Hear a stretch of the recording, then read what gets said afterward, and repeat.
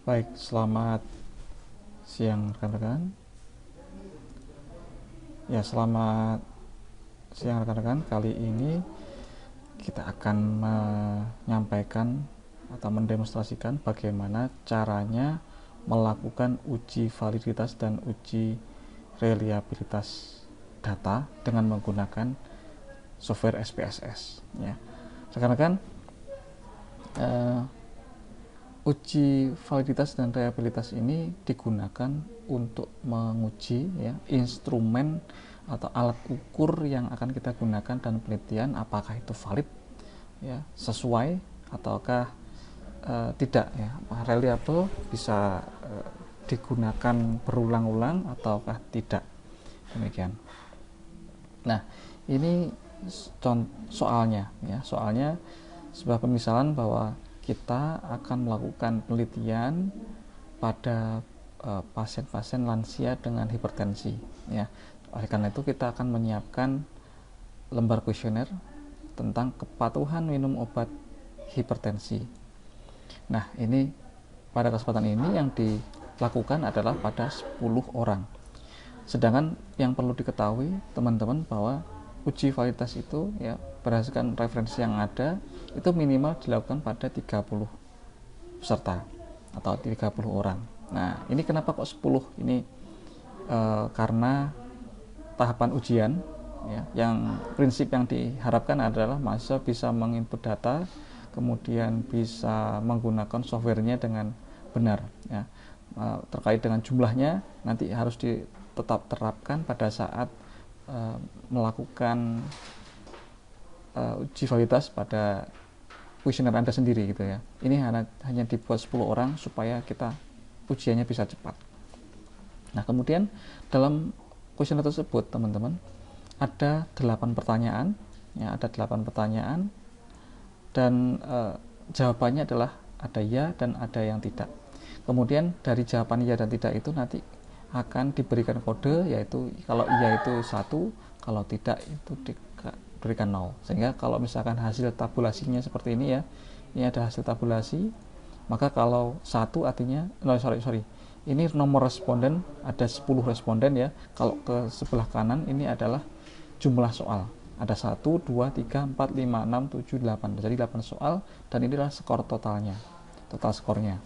Contohnya pada responden pertama dia menjawab 1 ya karena 1 ya ini ya, yang 0 tidak, itu totalnya ada skornya diberikan angka 4 dan yang lain demikian juga. Nah, kemudian tugas Anda adalah teman-teman melakukan uji validitas dan uji reliabilitas. Nah, ini terdapat 3 soal. Berapakah R-tabel yang akan digunakan pada menggunakan untuk menentukan validitas data ya. Ingat teman-teman, R-tabel ini adalah kita tinggal melihat aja, jadi tidak perlu menghitung. Saya siapkan di sini dan pada saat ujian pun juga ini ditunjukkan. Nah, ini adalah R-tabel ya, seperti ini. Nah, angka N, simbol N ini adalah menyatakan bahwa ini adalah jumlah responden yang kita uji, yang kita gunakan. Contoh tadi pada soalnya ada berapa responden? Itu ada 10 responden. Maka R-tabel yang kita pilih adalah pada N yang 10 ya, 10 responden. Nah, level signifikan yang kita akan gunakan itu bisa kita pilih 5% atau 1%. Tapi pada umumnya kita gunakan yang 5% ya, untuk penelitian kita. 5% ini adalah maka N-nya 10, kemudian level signifikan 5%, maka R-tabelnya adalah 0,632. Sehingga pada jawaban yang pertama ini R-tabelnya berapa? R-tabelnya adalah 0,632. Berikutnya teman-teman, soal yang kedua, tuliskan nilai Pearson correlation pada setiap soal dan simpulkan apakah valid atau tidak. Jadi Pearson correlation ini untuk menyimpulkan atau menentukan apakah soal yang kita susun itu sudah valid atau belum. Nah, kemudian bagaimana langkahnya? Langkahnya adalah kita siapkan software SPSS ya. Kita pilih softwarenya, kita tunggu sebentar, akan kita buka. Nah, gambarnya seperti ini teman-teman. Ada di ini ada sheet variable view dan ada yang data view. Untuk yang variable view ya, lihat kembali pada bagian soal. Ini soalnya ada 10 soalnya 8 plus total skornya. Oleh karena itu pada variable view kita bisa tulis, kita bisa sebutkan soal 1 ya. Kemudian soal 2, soal 3, soal 4. Anda juga bisa menggunakan X gitu ya, X1, X2 juga bisa. Jadi ini kita mudahkan aja, S5, S6, S7, S8, dan yang terakhir adalah skor total. Nah, untuk bagian desimal ini kita nolkan, kemudian berikutnya pada bagian values ya, pada nilai ini kita akan rubah, akan kita edit, modifikasi sesuai dengan petunjuknya. Kita lihat kembali pada soal. Pilihan soalnya adalah iya dan tidak. Jadi kalau iya itu dikasih angka 1, tidak 0 ya. Teman-teman nanti kalau Anda melakukan uji validitas pada kuesioner Anda, nanti lihat kembali pada bab 4 Anda, jawabannya klasifikasinya seperti apa. Apakah model ordinal, misalkan dengan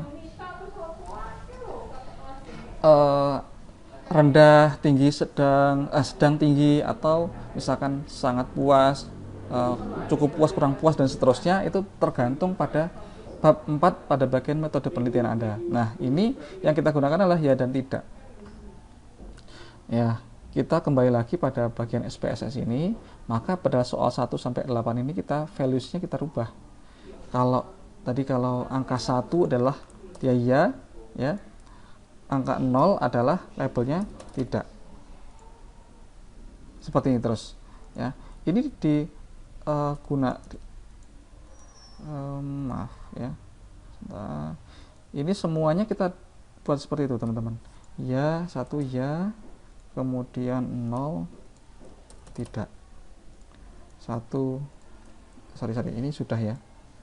Kita oke. Kemudian yang kedua 1 ya, 0 adalah kita labelnya tidak. Kemudian yang keempat ya, 1 ya, 0 tidak. Oke lagi.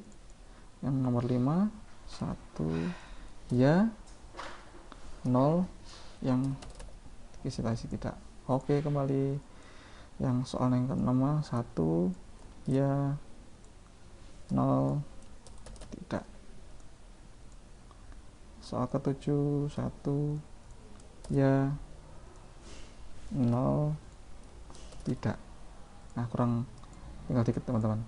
Nah, sekarang yang ke-8 1 ya, 0 tidak. Nah, sudah. Yang terakhir soal total itu tidak kita berikan iya atau tidak, karena itu bentuknya adalah jumlah, jadi bentuknya adalah angka ya. Sedangkan yang nomor 1 dan nomor 8 ini adalah kita kategorikan ya dan tidaknya. Sekarang kita masuk di bagian data view. Nah, kita sudah tampil seperti ini, S1 sampai S8 dan skor total. Nah, kalau Anda melihat di soalnya, nah soal ini perlu Anda input, misalkan 1 1 0 1 0 1 0 0 total 4, maka kita inputkan teman-teman. 1 0 1 1 maaf. Yang keempat adalah 0. Kemudian maaf 1 0. Yang keempat adalah 1. Kelima 0 0. Kemudian kita lihat lagi 6 itu adalah 1 ya. 61, 7-nya adalah 0, 80, skor totalnya adalah berapa teman-teman? Skor totalnya adalah ya 4. Ya. Demikian. Nah, kita ini sebenarnya kita bisa copy dengan cara gini. Kita plot,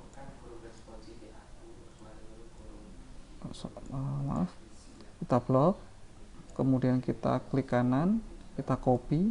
Nah, kalau misalkan Anda kita punya datanya, nanti tinggal kita klik paste. Nah, ini sudah selesai. Nah, apabila data ini sudah jadi, kita bisa lihat pakai value labelsnya seperti ini, bisa kita hidupkan, juga bisa tidak, ya terserah. Nah, sekarang kita coba untuk melakukan uji validitas. Klik analyze, kemudian klik correlate, klik bivariate, kemudian 1 sampai skor total ini kita masukkan ke dalam kolom variabel sini. Ya, saya pakai Ctrl A pada keyboard saya. Nah, ini semuanya sudah terblok, saya masukkan, saya klik. Nah, sudah semuanya. Kemudian udah kita biarkan aja. Ini dicentang, kita oke. Nah, ini sudah kita melakukan uji validitas. Nah, kita lihat di sini teman-teman. S ini menunjukkan soal. Ya, soal 1 sampai soal 8. Yang dilihat adalah pada bagian Pearson correlation pada bagian atas ini.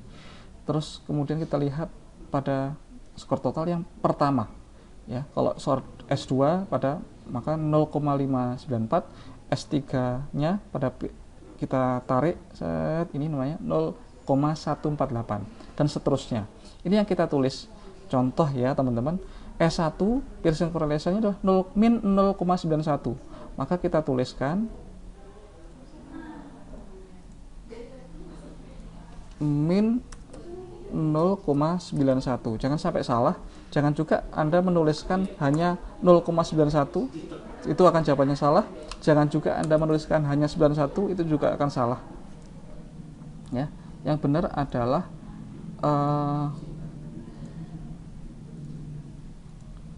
min 0,091. Nah, kita bisa tarik kesimpulan apakah ini valid atau tidak dengan cara bagaimana kita melihat R tabelnya tadi.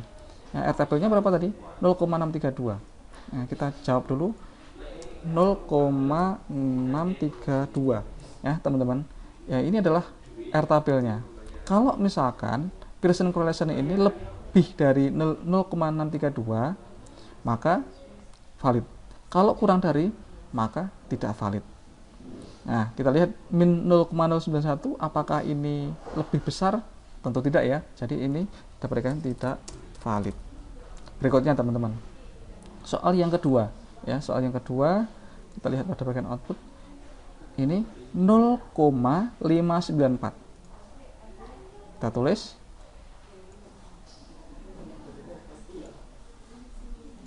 0,594. Apakah ini lebih dari 0,632? Tidak ya. Jadi ini masih kurang dari, sehingga jawabannya tidak valid. Dan seterusnya hingga pada soal nomor 8. Kita lihat nomor 8 misalkan ya. Yang lain kita nggak input semuanya. Kita berikan contoh saja. Misalkan Pearson correlation soal nomor 8 adalah 0,594. 0,594. Nah, apakah ini valid? Kita bandingkan dengan R tabelnya. R tabelnya 0,632 dan masih kurang dari ini, sehingga jawabannya adalah tidak valid. Nah, berikutnya kalau ini sudah kita isi semua ya, kita sudah isi pada soal, kita akan pindah ke bagian soal nomor 3. Melakukan uji reliabilitas data. Berapakah nilai Cronbach alfanya dan tentukan apakah query Anda termasuk reliable atau tidak. Caranya gimana? Kita kembali ke data. Ya, ini kita klik analyze, kita klik yang skill ya. Skill reliability analysis. Nah, data ini akan kita masukkan pada bagian items ya, pada kolom yang ini, tetapi S totalnya tidak kita masukkan ya, teman-teman. Jadi hanya jumlah soalnya aja, S1 sampai S8. S totalnya tidak kita masukkan. Kita klik, sudah masuk sini semuanya ya. kita bisa langsung ini pastikan modelnya pakai alpha, kita klik OK. Nah, ini ada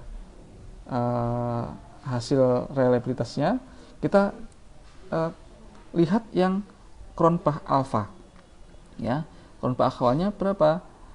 Ini jawabannya min 0,397 ya, bukan 397, bukan 0,397, tapi ingat di situ ada min 0,397. Kita masukkan min 0,397. Dan apakah ini valid ya? Ya, ingat teman-teman, jika untuk reliabilitas data ya, itu pakai patokan bahwa apabila Cronbach alpha ya, reliable apabila nilai Cronbach alpha lebih dari 0,60. Ini patokannya. Apabila lebih dari 0,60. Kita lihat di sini apakah min 0,397 ini lebih dari 0,60? Tidak ya. Sehingga ini dapat dikatakan tidak reliable. Sehingga jawabannya seperti itu. Nah, jika terkait dengan ujian ini hanya seperti itu prosesnya ya. Nah, nanti kalau misalkan Anda melakukan uji validitas data pada instrumen Anda, pada skripsi Anda, maka yang Anda lakukan adalah Anda sudah dapat data ini ya, data sudah tersimpan, sudah punya, Anda tinggal klik file, kemudian klik export data, Anda bisa save. Ini letakkan di mana? Misalkan pada bagian C, misalkan pada download misalkan. Kemudian Anda tulisi hasil uji validitas data dan reliabilitas, maka klik save. Nah, ini yang akan Anda gunakan, Anda lampirkan pada proposal Anda, pada skripsi Anda. Demikian,